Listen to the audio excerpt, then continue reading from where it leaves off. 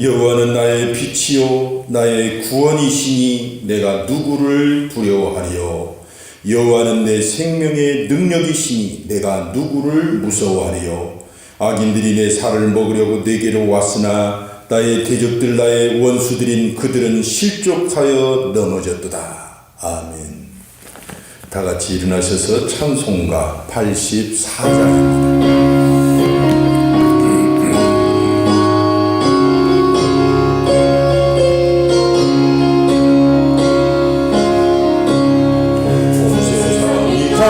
깜깜하면서 잠이 지었었더니 그는 나는 영광하다가 온 세상 빛이 없네. 영광 영광의 주 영광 영광의 주 밝은 내를 주었네. 영광 영광의 주 영광 영광의 주 이 세상에 오직 주 예수님. 주 말씀을 믿는 사람은 그 마음이 시원하고 주 명령을 진행하는 자 그 길이 환하겠네. 영광 영광의 주 영광 영광의 주 밝은 내를 주었네. 영광 영광의 주 영광 영광의 주 이 세상의 빛은 오직 주 예수님. 죄 가운데 사는 사람은 그 눈이 어두워도 그 죄악을 씻는 날에는 그 눈이 밝아지네. 영광 영광의 주 영광 영광의 주 밝은 내를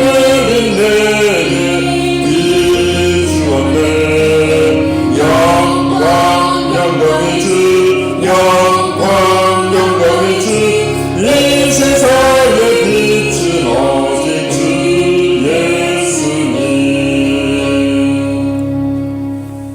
예수님. 성시교독은 14번 시편 24편입니다. 다같이 교독하도록 하겠습니다. 땅과 거기에 충만한 것과 세계와 그 가운데 사는 자들은 다 여호와의 것이로다. 여호와께서 그 터를 바다 위에 세우시며 강들 위에 건설하셨도다. 여호와의 산에 오를 자 누구며 그의 거룩한 곳에 설 자가 누구인가? 곧 손이 깨끗하며 마음이 청결하며 뜻을 허탄한 데 굴지 아니하며 거짓 맹세하지 아니하는 자로다. 그는 여호와께 복을 받고 구원의 하나님께 의를 얻으리니 이는 여호와를 찾는 족속이요 야곱의 하나님의 얼굴을 구하는 자로다. 문들아 너희 머리를 들지어다. 영원한 문들아 들릴지어다. 영광의 왕이 들어가시리로다. 영광의 왕이 누구시냐? 강하고 능한 여호와시요 전쟁에 능한 여호와시라. 문들아 너희 머리를 들지어다. 영원한 문들아 들릴지어다. 영광의 왕이 들어가시리로다. 영광의 왕이 누구시냐? 만군의 여호와께서 곧 영광의 왕이시로다. 아멘. 다 같이 사도신경으로 우리의 신앙을 고백하도록 하겠습니다. 나는 전능하신 아버지 하나님 천지의 창조주를 믿습니다. 나는 그의 유일하신 아들 우리 주 예수 그리스도를 믿습니다. 그는 성령으로 잉태되어 동정녀 마리아에게서 나시고 본디오 빌라도에게 고난을 받아 십자가에 못 박혀 죽으시고 장사된 지 사흘 만에 죽은 자 가운데서 다시 살아나셨으며 하늘에 오르시어 전능하신 아버지 하나님 우편에 앉아 계시다가 거기로부터 살아있는 자와 죽은 자를 심판하러 오십니다. 나는 성령을 믿으며 거룩한 공교회와 성도의 교제와 죄를 용서받는 것과 몸의 부활과 영생을 믿습니다. 아멘. 다같이 앉으시기 바랍니다. 자비하신 우리 아버지여 참으로 감사합니다. 주님 천지 만물을 주님께서 지으시고 역사를 시작하게 하시니가 언젠가는 이 역사를 멈추게 하시며 영원한 세계로 우리를 초청하실 줄로 믿습니다. 하나님 아버지 작금에 일어나는 이 재앙들을 볼 때에 세계 전역에 걸쳐 누구 하나도 피할 길이 없는데 마치 마지막 날에도 이와 같이 주님의 날이 누구도 피할 수 없게 우리에게 찾아올 줄로 믿습니다. 주여, 그러나 그때가 어느 때인지는 알지 못하오니 우리의 믿음을 성결하게 지키며 하나님 앞에 우리를 드리기를 힘쓰고 기뻐하며 이 마지막 때들을 승리하며 살아가게 하여 주시옵소서. 오늘도 전국 방방곡곡에서 하나님 아버지여 이렇게 온라인으로 드려지는 예배들을 주님 기쁘게 받으시며 가정마다 모여서 주님께 예배할 때에 그 가정을 복되게 하여 주시옵소서. 하나님 아버지여 속히 우리가 대면하여 하나님 예배하고자 합니다. 주님, 이번 주 안에 상황을 급변하여 주시옵소서. 주님 감사합니다. 하나님, 우리가 연약하여 주님을 기대하고 주님께 간구할 수밖에 없습니다. 이 땅을 불쌍히 여기시며 우리들을 불쌍히 여기소서. 우리의 죄를 용서하여 주시고 이 땅을 고쳐 주시옵소서. 교회들이 지금 회개하고 주님께 더 나아가고 있습니다. 주여, 우리가 부족하지만 주여 예수님의 능력을 보시고 그의 보혈을 보셔서 우리를 용서하시고 회복시켜 주시옵소서. 주님 감사합니다. 지금 수고하고 정말 애쓰는 자들에게 하나님의 능력이 더하시며 우리 소망을 잃지 않고 믿음을 지키는 우리 그리스도인들에게, 우리 하늘정교회 성도들에게 오늘도 은혜가 충만하실 줄 믿습니다. 감사를 드리며 우리 주 예수님의 이름으로 기도드리옵나이다. 아멘.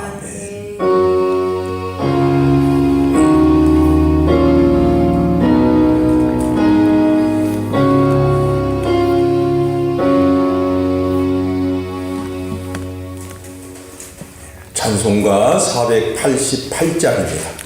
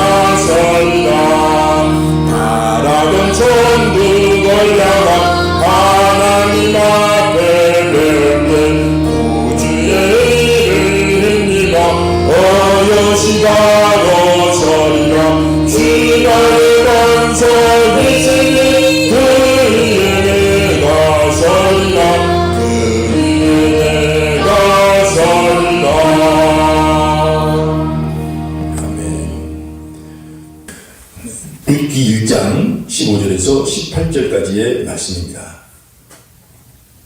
다 같이 동동합니다. 나오미가 또 이르되 보라, 그의 동서는 그의 백성과 그의 신들에게로 돌아가나니 너도 너의 동서를 따라 돌아가라 하니 룻이 이르되 내게 어머니를 떠나며 어머니를 따르지 말고 돌아가라 강권하지 마옵소서. 어머니께서 가시는 곳에 나도 가고 어머니께서 머무시는 곳에서 나도 머물겠나이다. 어머니의 백성이 나의 백성이 되고 어머니의 하나님이 나의 하나님이 되시리니 어머니께서 죽으시는 곳에서 나를 주어 거기 뭉칠 것이라. 만일 내가 죽는 일 외에 어머니를 떠나면 여호와께서 내게 벌을 내리시고 더 내리시기를 원하나이다 하는지라. 나오미가 룻이 자기와 함께 가기를 굳게 결심함을 보고 그에게 말하기를 그치니라. 아멘.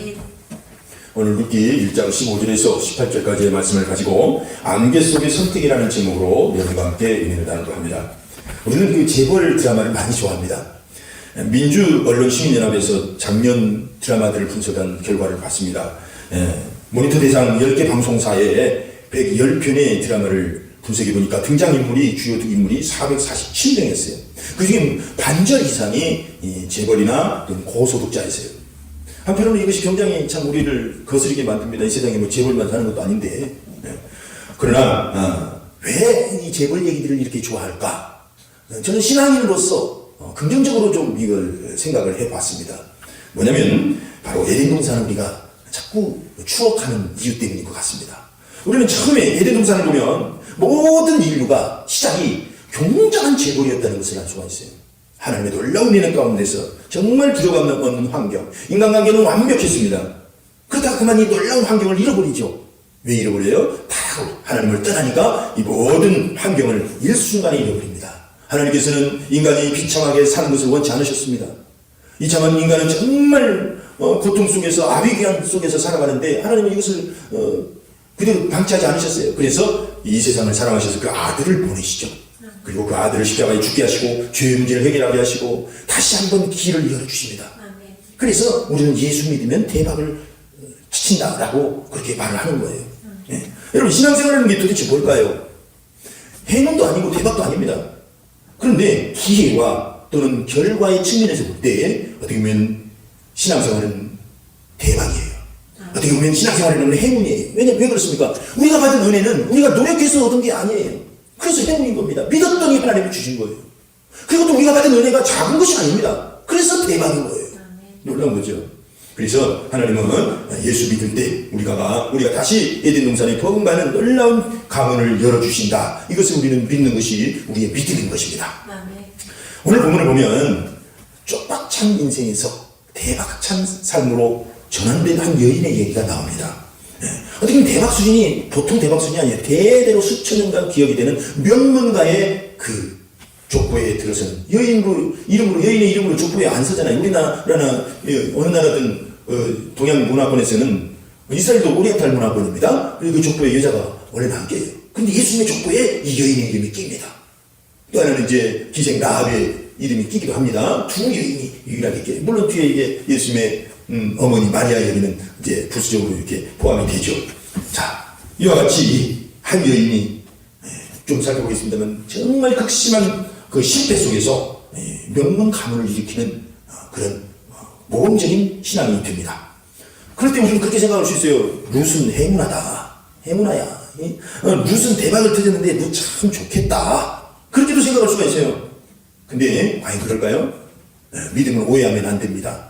우리는 이 하나님이 주신 은혜는 노력해서 얻은 것이 아니긴 합니다만 믿음으로 얻는 것입니다만 우리가 믿는다고 그 즉시 모든 게 이루어지는 것도 아니잖아요. 그러면 뭔가 노력을 해야 되나? 율법을 지켜야 되나? 뭔가 또 플러스 뭐가 있나? 그건 아닙니다. 내가 마음으로 믿어서 입으로 시인하는 과정이 있는 것처럼 내가 하나님께 믿음을 가졌다면 믿음의 사람이 되어진 어떤 과정이 필요한 것입니다. 믿는 순간 주신 것도 있지만 상당 부분은 믿음의 사람이 되었을 때 주시는 게 많아요.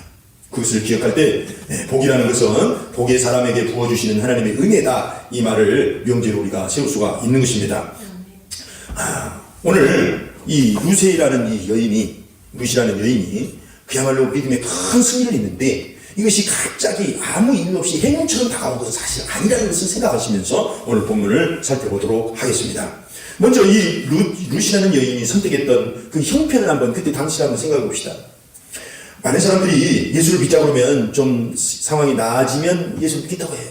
어떤 분들에게는 좀 하나님께서 헌신합시다. 그러면 좀 형편이 나아지면 헌신하겠다고 해요. 그럼 저는 믿지 않습니다. 어떤 사람은 속을지 몰랐는데 저는 안 믿어요. 왜냐하면 믿음이라는 건 이렇게 보면 좀 더 나아진다고 하나님께 더 헌신하는 거 아닙니다. 있는 자리에서 바로 있는 모습대로 하나님을 믿는 것이고 하나님께 헌신하는 것입니다. 룻이 하나님을 선택하기까지는 어떤 상황이 좋았기 때문에 화문석 같은 놀라운 상황이 펼쳐졌기 때문에 무언가를 봤기 때문이 아닙니다. 그의 형편은 정말 극심한 실패의 모습이었어요.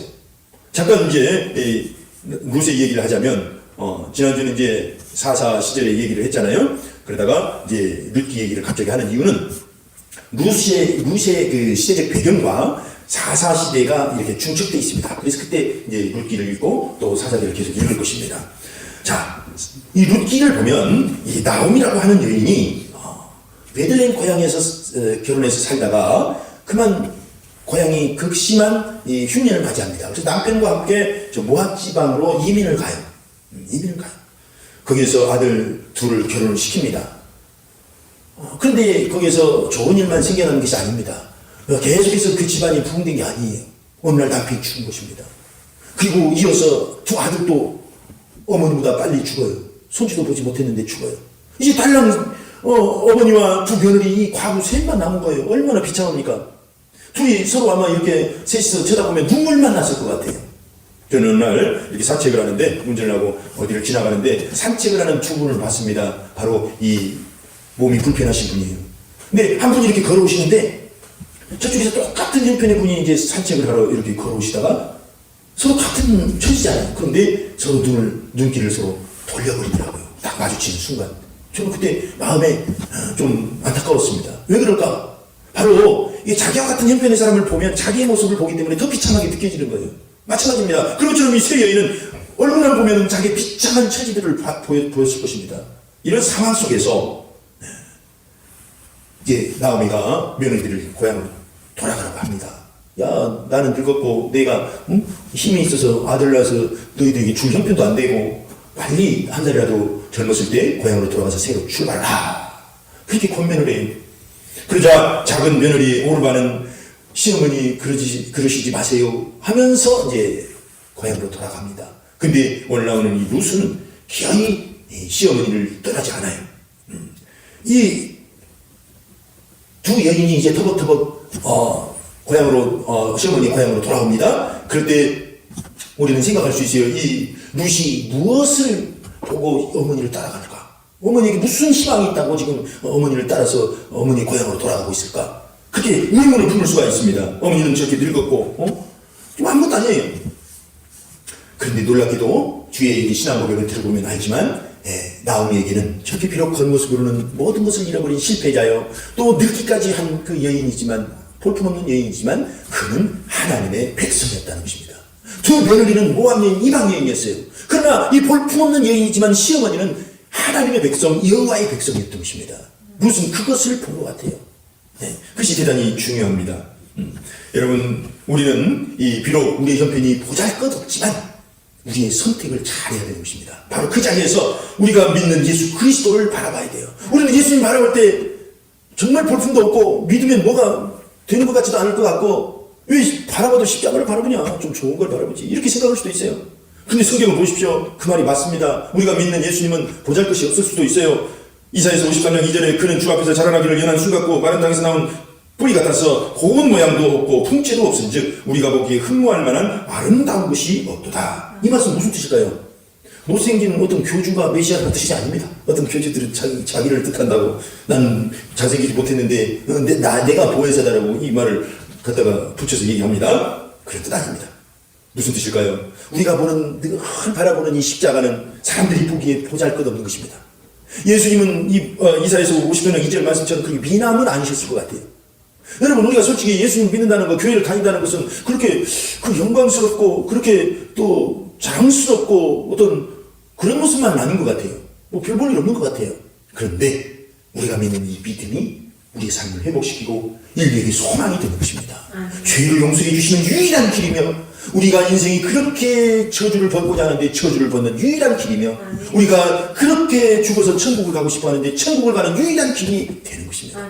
자, 그래서 우리는 있는 그 자리에서 아무리 형편이 어렵더라도 우리가 믿는 이 믿음이 보잘것없이 보일지라도 우리는 이 믿음을 선택하고 십자가를 바라보는 것입니다. 그러면 로마서 5장 8절을 보면 우리가 아직 죄인 되었을 때에 그리스도께서 우리를 위하여 죽으심으로 하나님께서 우리에게 대한 자기의 사랑을 확증하셨느니라. 우리가 죄인 되었을 때 우리는 실패자요, 우리는 정말 버려진 자처럼 여겨지는 그 극심한 상황에서 예수님 우리를 위해서 죽으셨다는 것입니다. 그래서 여러분, 믿음의 대박 어떻게 할까요? 바로 우리가 있는 바로 그 자리에서 십자가를 바라볼 때 우리는 다시 일어서서 남들이 보기에 대박을 칠 수가 있는 것입니다. 사실 우리가 선택할 때 그 선택이라는 것은 뭔가 분명하고 확실하고 선명하고 그렇게 눈앞에 똑똑히 보여지는 그 어떤 것이 한다고 우리는 믿어서는 안 됩니다.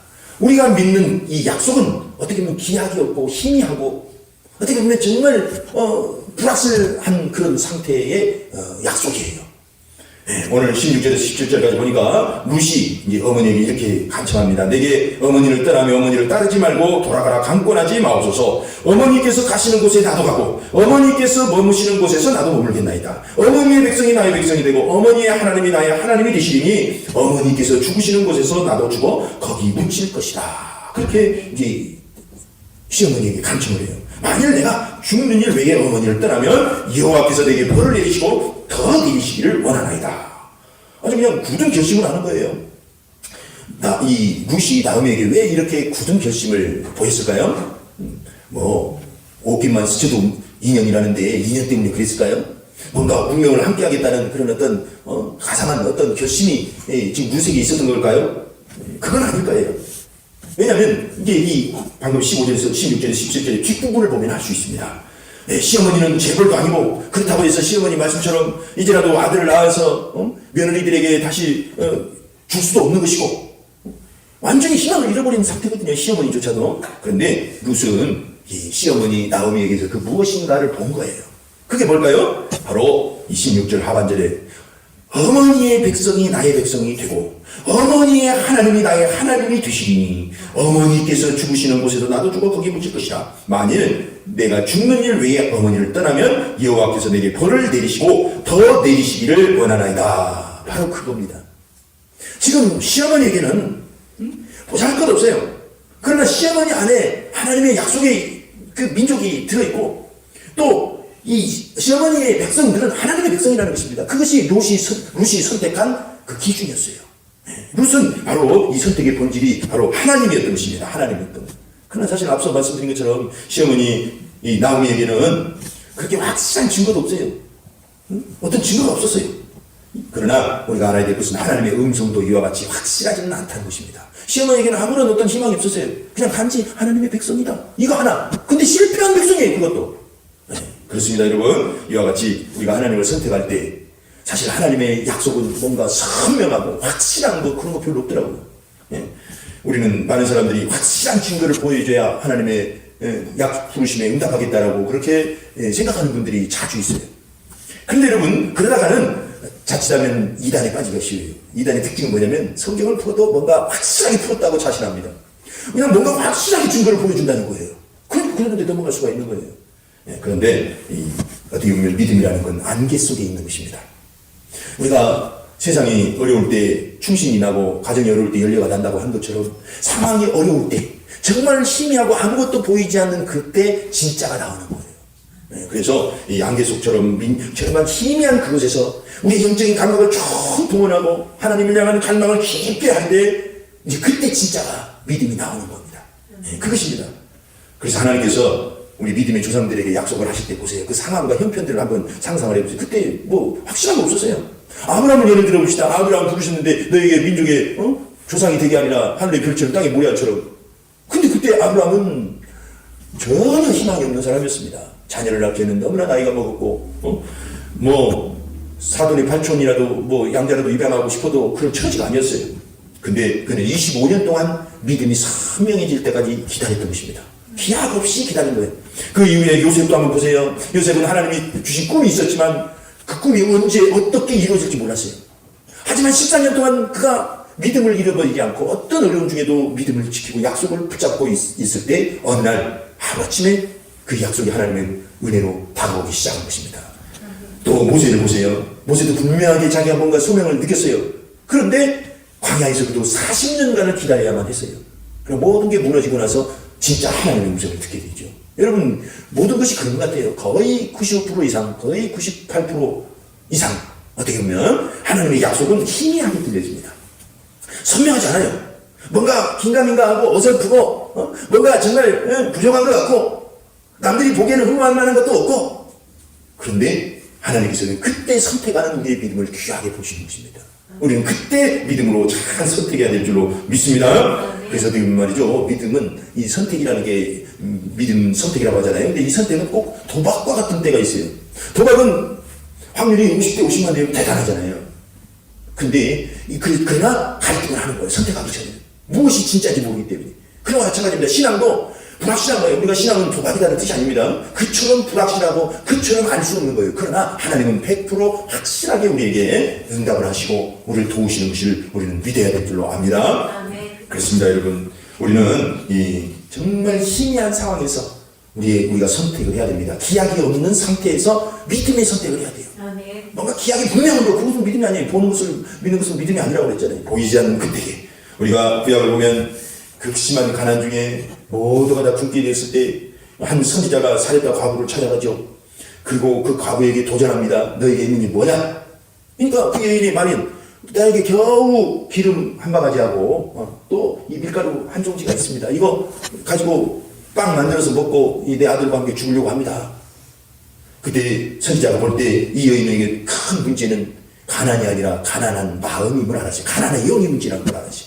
인색해가지고 그거 한 바가지 가지고 이제 마지막 음식을 해먹고 죽겠다는 거죠. 그때 하나님은 그를 선지자를 통해서 그의 가난의 영을 깨뜨리시기를 작정하십니다. 그래서 그 여인에게 그거 기왕에 떡을 할 것 같으면 나에게 먼저 해다 주고 나머지 가지고 너와 네 아들을 위해서 먹으라. 어떻게 보면 우리말로 말하면 벼룩에 간을 내먹는 거예요. 없는 사람 걸 더 뺏어먹는 거 이거 진짜 교회는 착취하는 것인가 보다 그렇게 생각할 수 있어요. 그러나 그 여인이 볼 때는 상황도 악화되었고 그 선지자를 보니까 멀고도 며칠 굶었는지 피골이 상접하고 별 볼 일 없는 것 같았지만 이 도전을 받아들입니다. 그리고 선택을 하는 거예요. 내가 먹어도 죽고 안 먹어도 죽을 것이다. 먹으면 겨우 몇 시간 또는 며칠 더 생존할 것에 불과하겠지. 기왕에 죽을 바에는 내가 한번 믿음을 선택해보자. 아무 그런 생각, 오기가 생겼는지도 몰라요. 그래서 믿음을 선택하자. 그가 가뭄이 끝날 때까지 하나님의 보호하심을 받은 것입니다. 바로 그겁니다. 우리는 극심한 환경 중에서 믿음을 선택하는 것입니다. 좀 더 나아져서 선택하는 거 아니에요. 바로 어려운 그때에 선택할 때 그 믿음이 참된 믿음이고 하나님이 귀하게 여기실 줄로 믿습니다. 그래서 하박국 3장 17절 18절 보면 비록 무화과 나무가 무성하지 못하며 포도나무에 열매가 없으며 감람나무에 소축이 없으며 밭에 먹을 것이 없으며 우리의 양이 없으며 외양간에 소가 없을지라도 나는 여호와로 말미암아 즐거워하며 나의 구원의 하나님으로 말미암아 기뻐하리로다. 여러분 어떤 형편과 어려움 중에도 요양간에도 소가 없고 무화과나무도 없고 아무것도 없는 그때 하나님을 기뻐하고 하나님의 약속을 선택합시다. 자, 그렇게 어려움 중에 우리가 하나님을 붙잡잖아요. 약속을 선택하잖아요. 그러면 그때 이제 하나님께서 밀어주시기 시작합니다. 이게 신앙의 배움이에요. 일단 선택을 하는 겁니다. 뭐 듣지 않으니까 재벌 총수들도 자기가 이뻐하고 자기에게 점수 딴 사람에게는 전폭적으로 밀어준다고 하더라고요. 그리고 저는 오늘 18절에 보니까 나오미가 룻이 자기와 함께 가기로 굳게 결심함을 보고 그에게 말하기를 그치니라 그랬어요. 너무나 이 마음에 확고하게 믿음을 하나님을 선택하니까 이 나오미도 이제 더 이상 말리지 않은 거예요. 이것을 하나님 보신 것입니다. 이 룻의 선택을 보신 거예요. 그리고 이제 뒤에서 읽어보면 알지만 이제 하나님께서 즉각적으로 이 룻을 인도하기 시작합니다. 놀라운 거예요. 18절 이하에 보면 이제 무슨 일이 있었냐면 하나님의 인도를 받는데 이제 2장에 넘어갑니다. 2장에 넘어가면 3절에 우연히 이삭을 주수로 갔는데 그것이 바로 이 보아스라는 사람의 집으로 간 것입니다. 보아스라는 사람의 그 밭으로 갔는데 그 밭은 풍성했어요. 어느 집보다도. 이 보아스는 다름 아닌 이 나오미의 기업을 물을 족속이었습니다. 기가 막힌 하나님의 인도였어요. 그리고 이 보아스는 이 성품도 좋았어요. 가만히 보면은 그 종들을 대하는 태도가 아주 성품이 훌륭했어요. 그리고 하나님 얘기를 많이 합니다. 하나님 얘기를. 그리고 근데 아쉽게도 이 보아스는 기업을 물을 자의 1순위는 아니었습니다. 2순위였어요. 그럼에도 불구하고 하나님께서 기업 물을 자 1순위를 나중에 제치시고 이 사람이 룻을 선택하도록 그렇게 기업을 물을 수 있는 기회를 그 성읍 사람들에게 확정하게 됩니다. 기가 막힌 하나님의 인도하심입니다. 여러분 잠언 16장 9절을 보면 사람이 마음으로 자기의 길을 계획할지라도 그의 걸음을 인도하시는 이는 여호와시니라 그랬습니다. 이 말씀을 사람들은 오해하면서 사용을 해요. 왜냐하면 우리가 아무리 계획한다 할지라도 하나님이 인도하지 않으시면 소용없다 이렇게 말하는데 이 말씀을 사용합니다. 그럴까요? 그거 아닙니다. 이건 운명론이에요. 운명론. 내가 아무리 노력해도 하나님의 결정대로 될 수밖에 없다는 운명론입니다. 운명을 선택하는 거예요. 이것은 그 말이 아니고 바로 무슨 말이냐면 내가 계획하고 선택한 것을 내가 이룬 것이 아니라 그 걸음은 하나님이 인도하신다는 뜻입니다. 계획은 내가 짜는 거예요. 확실하게. 내 인생의 꿈은 내가 하나님을 붙들면서 하나님 주신 꿈을 그렇게 붙드는 것입니다. 결단하고 선택하는 것입니다. 그러면 그 이후로 나의 걸음을 인도하시는 분은 하나님이시다. 아멘. 그것이 열매입니다. 사람들은 열매를 스스로 맺으려고 노력을 해요. 우리는 그거 아닙니다. 우리는 하나님께 굳게 붙어있고, 가지가 포도나무에 붙어있는 것처럼 굳게 붙어있고, 예수님을 굳게 믿고, 하나님의 은혜를 굳게 선택하면, 믿으면 이 열매는 하나님이 책임져 주신 것입니다. 항상 이런 패턴을 갖고 있어요. 그렇습니다, 여러분. 그렇기 때문에 우리는 선택을 분명히 해야 됩니다. 아멘. 선택이 어중간할 때 이게 제일 문제예요. 우리가 텔레비전에 보면 OX 퀴즈를 하잖아요. 문제를 내놓고 O면 이쪽에 왼쪽 또는 X면 왼쪽으로 와라, 이렇게 말을 해요. 근데 뭔가 판단이 안 설 때 가운데 서서 우왕좌왕합니다. 그러다가 호루라기 풀리면 이제 끝나는 거예요. 어떤 사람 가운데 섰다가 밧줄 확 올리면 가령이만 그냥 그렇게 우리 신앙도 이 어중간하면 하나님께서 싫어하셔요. 그래서 덮든지 차든지 그러라고 했어요. 왜 그렇습니까? 심판 때에 하나님께서 이기시기 위함이라고 했어요. 심판하시러 딱 하나님께서 사람들을 부르셨는데 어중간하게 답변을 하면은 그 애매하잖아요. 그러니까 하나님께서는 확실하게 선택을 하라는 것입니다. 그러면 하나님께서 그쪽으로 밀어주시기 시작해요. 우리가 믿음을 선택하면 믿음을 밀어주십니다. 우리가 죄악을 선택하면 확실하게 죄악의 길을 하나님께서 유혹은 하시지 않겠죠. 그러나 그렇게 살다 보면 그렇게 되어 있는 것을 알 수 있어요. 확실히 해야 되는 것입니다. 여러분, 바로를 한번 보세요. 바로 에집트의 바로 욕심을 내니까 하나님께서는 어중간하니까 그를 더 완고하게 하셨어요. 그래서 확실하게 너는 왼편이든지 우편이든지 서라 이거예요. 그것입니다. 네. 예전에 친구 목사님이 어떤 기도원에 있었는데 그게 유명한 이태희 목사님의 교회가 운영하는 기도원이었습니다. 이태희 목사님은 부흥사로 굉장히 유명한 분이었어요. 근데 그분이 그렇게 크게 성공적으로 많은 일을 할 수 있었던 비결을 어느 날 가르쳐 주더래요. 이태희 목사님 사실 욕도 잘하고 아주 참 본받을 수 없는, 본받고 싶지 않은 그런 성품도 있어요. 근데 하나님께서 그를 그래도 크게 쓰신 것입니다. 근데 그 목사님이 이렇게 말씀하시더래요. 개인적으로 하나님께 점수를 따면 크게 쓰신다. 우리는 좀 부정한 게 있어도 말이죠. 이 점수를 따는 게 중요합니다. 우리가 아브라함을 보세요. 아브라함도 믿음이 정말 더디 성장한 사람이에요. 그런데 25년 만에 아들을 낳고 나중에 창세기 22장에 자기 아들 이삭을 바칠 때 확실하게 믿음을 보여드립니다. 이것이 하나님께 점수를 따게 하는 그런 모습이었어요. 이 대단히 중요합니다. 요셉도 그랬고 모세도 그랬고 믿음으로 점수를 확실하게 따면 하나님께서 그때부터는 전폭적으로 밀어주시는 것을 경험합니다. 자, 신명기 30장 19절을 보면 오늘 내가 하늘과 땅을 불러 너희에게 증거를 삼노라. 내가 생명과 사망과 복과 저주를 네 앞에 두었은즉 너와 네 자손이 살기 위하여 생명을 택하고, 생명과 사망, 복과 저주, 생사화복을 하나님이 분명히 주관하십니다. 그러나 하나님의 심정은 뭐냐면 너희가 살기 위하여 생명을 택하는 것입니다. 그렇게 하면 하나님께서 전폭적으로 밀어주신다는 거예요. 이게 하나님의 마음입니다. 만약에 바로 왕도 자기의 고집을 버리고 결국 하나님을 선택했다면 하나님께서 그를 전폭적으로 또 밀어주셨을 거예요. 네, 할렐루야. 아버지의 마음입니다. 네, 그렇습니다. 여러분, 어리석게 보이지만 이 십자가를 우리는 전폭적으로 붙들어야 됩니다. 십자가를 붙들고 십자가가 하나님의 은혜의 기름을 우리가 믿어야 되는 거예요. 그렇게 할 때 부활은 하나님이 경험케 해주신 것입니다. 네, 하나님은 선택한 자를 밀어주십니다. 우리는 신앙생활은 이제 정말 에덴 동산과 같은 삶을 회복하는 것입니다. 이 땅에서 회복이 안 된다면 천국에서는 분명히 회복이 될 것입니다. 그렇지만 우리가 이 세상에 사는 동안에는 교회와 가정과 이 사회를 에덴 동산에 가깝게 최대한 회복시키는 것이 그리스도인의 사명입니다. 그렇게 하려면 어떻게 해야 될까요? 바로 우리가 있는 바로 그 자리에서 믿음의 좋은 선택을 해야 됩니다. 우리의 상황이 더 나아지기를 기다리는 게 아니에요. 우리가 있는 바로 그 상황 속에서 선택을 하는 거예요. 그리고 또 사실 우리의 선택은 불확실합니다. 불확실하지만 하나님의 음성을 분명하게 믿고 약속을 믿고 선택을 하는 것입니다. 그러면 점차 선명해지는 거죠. 그러면 하나님께서는 전폭적으로 우리의 삶을 밀어주시고 우리의 믿음을 인정하셔서 하나님이 원하시는 그런 하나님의 약속의 삶의 자리로 우리를 이끌어 가실 것입니다. 이것이 바로 우리 성도들이 추구하는 명문 가정이고 이것이 바로 우리의 성공의 삶입니다. 이제 합심해서 한번 기도하겠습니다. 합심해서 기도할 때 하나님, 내 믿음이 어떤 안개 속인지도 모르겠습니다. 그렇다면 그때야말로 내 믿음을 발휘할 좋은 때임을 내가 이 시간 믿고 깨닫습니다. 내 믿음을 굳게 하여 주시옵소서. 이 시간 합심해서 기도합시다. 할렐루야. 주님을 찬양합니다. 주께 영광을 드립니다.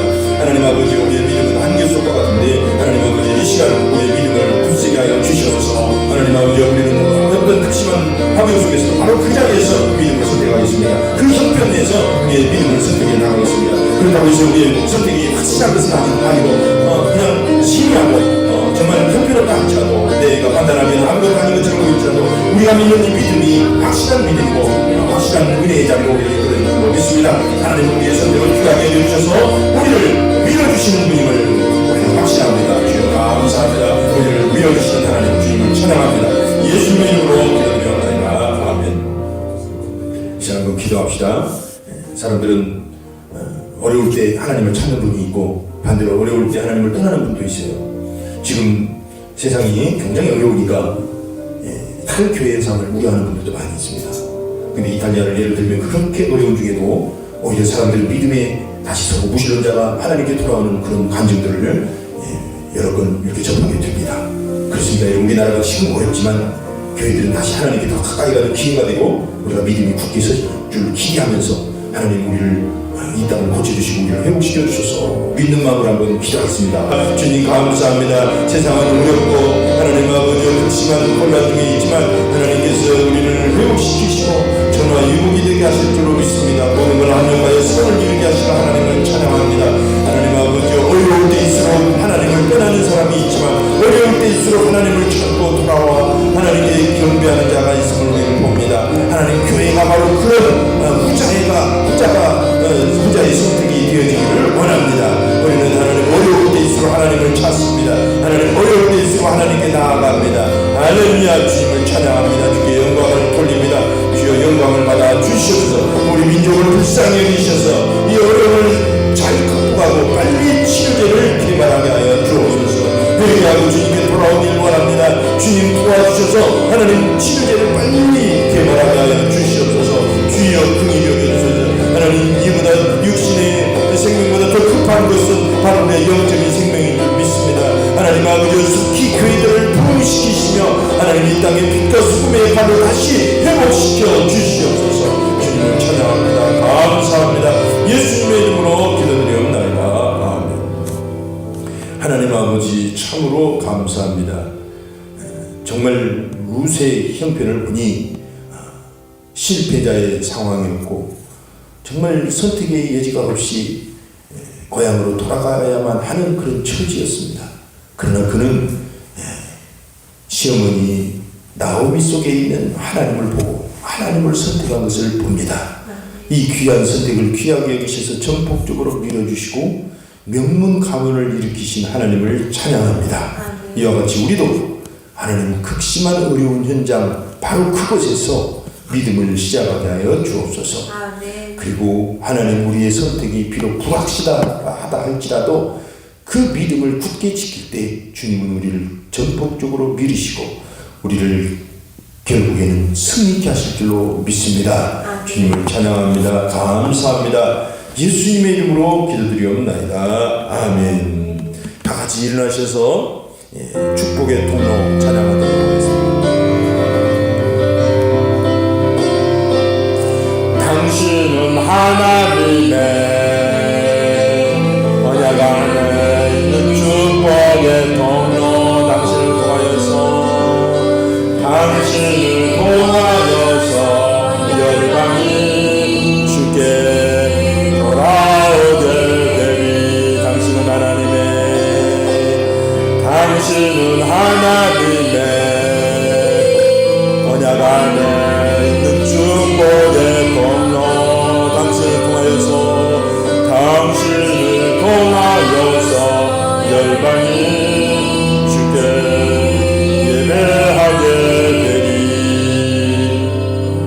이제는 승리하신 예수 그리스도의 은혜와 극심한 환경 속에서도 그 아들을 기어이 믿음의 기초로 기준으로 세우신 하나님 아버지의 사랑과 그 아들을 믿고 의지할 때마다 전폭적으로 밀어주시는 성령의 감동하심이 오늘 하늘교회 성도들 가슴속에 지금도 영원토록 함께 있을지어다. 아멘.